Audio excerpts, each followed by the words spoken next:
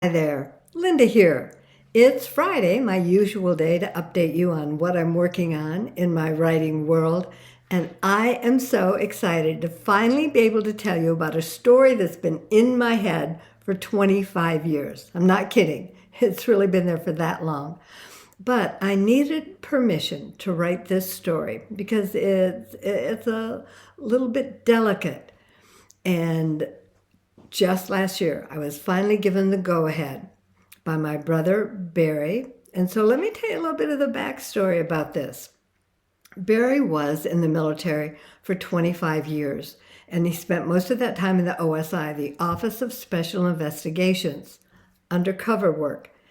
And my brother, Barry Hughes, in fact, was the first non-CIA agent to win an award to be honored by the CIA for the work that he did in coordination with them as an agent for the OSI. So, for years, I've asked Barry if I could write a story about his undercover work.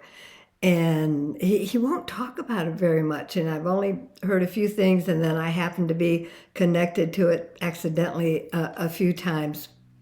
And he always said no, he couldn't do it. It would be too dangerous, and besides, he had pledged secrecy. But last year, he asked me if I would write a book about women agents and women who helped with their work who weren't officially agents back in the 1980s, back in the day, because he said so many women did so much good undercover work, and sometimes even unofficially, and they never got credit. He said they never even got so much as a thank you, and of course, because it was secret work, but he said it's time. It's time for them to be acknowledged. It's time for us to say thank you, because these were women who put their lives on the line in order to make our country a safer place at that time. And so, of course, I'm absolutely thrilled about this, to write this story.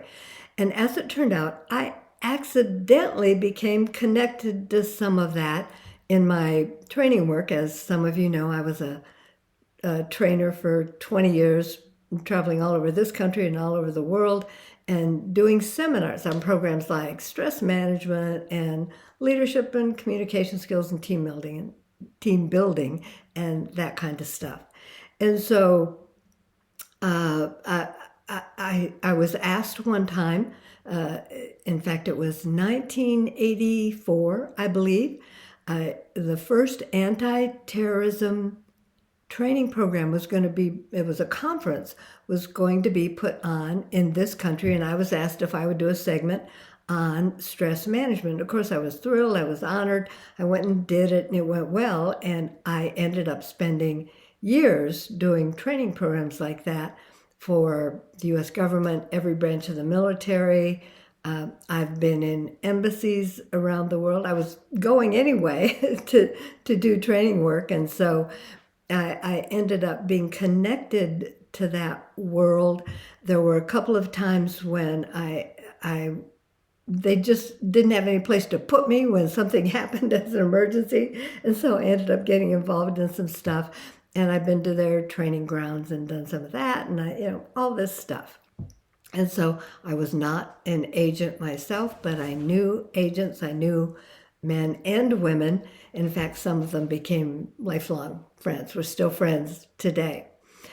And so I'm just so happy to write this story. So what I've done is I've taken all of that and put it together in a novel with a primary character named Melinda Malone. And she's a trainer like I was, and she's approached by the OSI working with the CIA to work on a mission that they have, an assignment that they have. And because she's going to be a trainer, she has such a great cover. She's going to be in these places anyway, and she's not suspicious. Besides, she's just a woman. So who would ever suspect that she would be a spy and do some clandestine work? And I've had so much fun putting this together.